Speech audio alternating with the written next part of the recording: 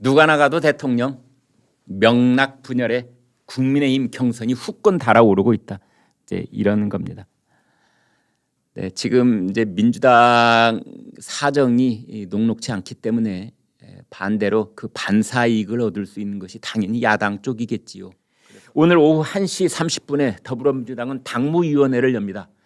더불어민주당 당헌 당규를 보면은 50 몇 조인가요? 당무위원회에 관한 내용이 쭉 적혀져 있습니다. 더불어민주당의 최고 의결 기관이라고 써 있습니다. 당무 집행에 관한 한 최고 의결 기관, 이게 당무위원회입니다. 100명까지 둘 수 있습니다. 대개는 당무위원회가 열리면 50명 남짓 모인다고 하더군요. 그러니까 지도부, 당대표, 원내대표, 최고위원들, 그다음에 상임위원장들 뭐 열 몇 명 되지요.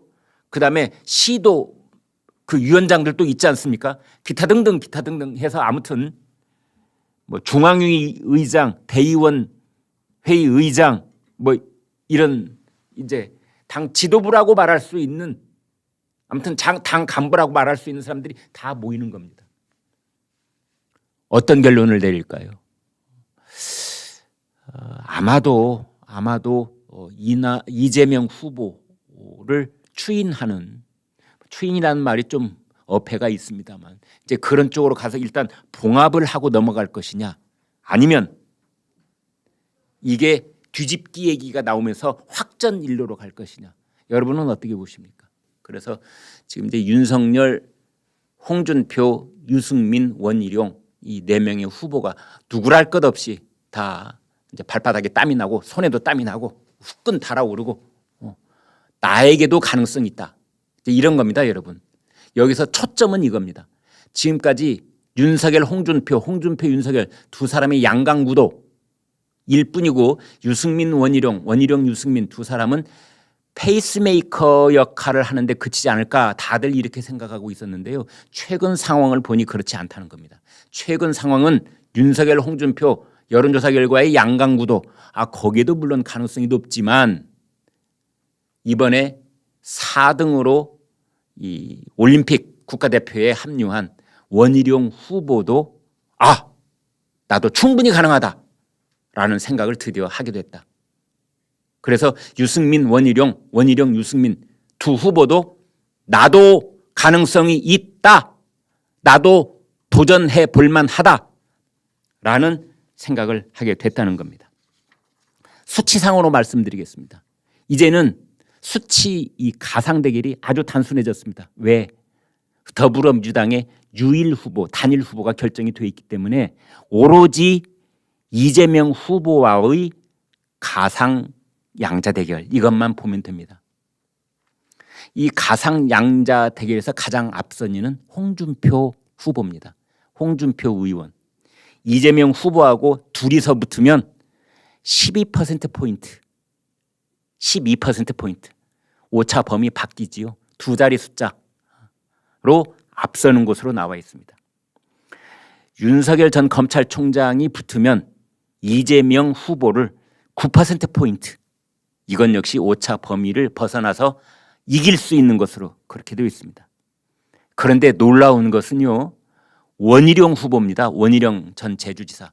원희룡 후보가 이재명 지사하고 가상 양자 대결을 벌일 경우에 불과 0.2%포인트. 0.2%포인트라는 것은 그냥 똑같다는 뜻입니다. 원희룡 후보는요, 지난달까지만 해도 가상 양자 대결에 껴주지도 않았었습니다. 조사 대상도 아니었었어요. 그런데 원희룡 후보가 이제는 이재명 후보하고 둘이 삿발을 잡으면 팽팽하다는 그 지경까지 온 겁니다. 유승민 후보는 이재명 후보에게 5.1%포인트 뒤지는 것으로 5%포인트 뒤지는 것으로 되어 있으나 그것은 오차 범위 안쪽입니다. 따라서 결론적으로 말씀을 드리면은 국민의힘 4명의 후보 중 누가 나서든 이재명 더불어민주당 후보와 해볼 만하다. 가상 양자 대결에서는 누가 나서든 물론 양강 후보가 나서면 넉넉하게 이길 수 있다는 걸로 나오고 오늘 당장 대통령 선거를 치른다고 가정했을 경우에 그러나 지금까지 이 양자 대결에 껴주지도 않았던 유승민, 원희룡, 유승민 두 후보가 나선다고 해도 이재명 후보와 해볼 만하다. 여기까지 와 있습니다. 여론조사를 해보면은 이재명 대장동 의혹에 이재명 후보의 책임이라는 답변이 56.5%, 반올림하면 57%. 국민의힘 야당 쪽의 책임도 있다. 왜? 당시 성남시 의회의 다수당이 국민의힘이었기 때문에 국민의힘 책임이 있다라는 쪽이 34%. 네, 큰 차이가 나지요. 거의 22%포인트. 22%포인트 차이로 이거는 이재명 책임 이렇게 대답하는 국민들이 압도적으로 많습니다.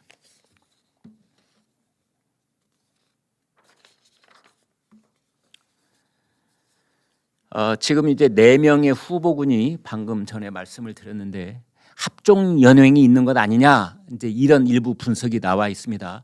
윤석열 후보가 원희룡 후보를 원희룡 후보 잘하십니다. 이렇게 뭐 적극적으로 칭찬하기 시작했어요. 원희룡 후보 저희 11시 김경일 쇼에 나와서도 일타 강사해서 이 대장동 게이트 그 얼개를 칠판에다 써서 아주 기가 막히게 국민적 뜨거운 호응을 지금 얻고 있는데요. 조회수가 100만 가까이 지금 가고 있습니다. 예. 이제 그거를 여기에 이 원희룡 후보가 아주 신바람이 났는지 지금 그 일타 강사 대장동 게이트 설명하는 이게 한 서너 곳 되는 것 같아요. 네. 이제 그거를 원희룡 후보가 윤석열 후보가 칭찬을 한 겁니다. 그래서 어떤 기자들은 야 윤석열 원희룡 윤석열이 이 서로 가깝게 한 팀이 되는 거 아니야? 그런 말도 하고 있는데 당사자들은 물론 부인하고 있습니다. 뭐 한 팀이라니요. 끝까지 뛴다. 이제 이런 거고요. 이제 반면에 그렇다면은 홍준표 유승민 홍준표 두 사람 사이가 가깝느냐? 홍준표 후보가 이런 말은 한 적이 있어요. 유승민 후보가 윤석열 후보의 그 뭐 부인 뭐 그다음에 주술 논란 뭐 이런 거에 대해서 따져 묻는 것 그거를 뭐락하는 사람들이 있는데 그러지 마라. 이렇게 철저하게 검증하는 것이 옳은 일이다라고 유승민 후보를 역성을 들고 옹호를 했습니다. 이제 그걸 두고 홍준표 유승민이 가까운 거 아니야? 또 이제 이렇게 또 얘기를 하는 사람들이 있는데 모르지요. 암암리에 그런 이심 전심이 있는 건지. 그런데 또 유승민 후보는 이제 원희룡 후보를 또 칭찬했어요. 유승민 후보가 원희룡 후보에게 대장동 공격하는 거 아주 잘하고 있는 짓이야. 또 이렇게 이해를 했으면 그럼 유승민과 원희룡이 또 친한 거냐? 또 이런 얘기가 나와서 합종 연행이 있다라는 일부 분석들이 있습니다만 뭐 뚜렷하게 그 얼개가 보이는 것 같지는 않습니다. 다만 장성민 전 의원은 이제 윤석열 후보와 점심을 같이 먹었습니다. 며칠 전에. 그래서 윤석열 후보 쪽에 힘을 실어주는 것이 거의 확실해 보이고요. 그다음에 안상수 전 인천시장은 홍준표 후보 캠프에 합류하겠다 공식적으로 밝혔습니다. 공동 선대위원장 맡기로 했습니다. 최재형 전 감사원장은 아직 입장을 밝히지는 않았습니다. 최재형 전 감사원장에게 홍준표 후보도 윤석열 후보도 지금 이렇게 러브레터를 보내고 있는데 최재형 전 감사원장 언제쯤 입장을 밝히게 될지 좀 지켜봐야 될 것 같습니다.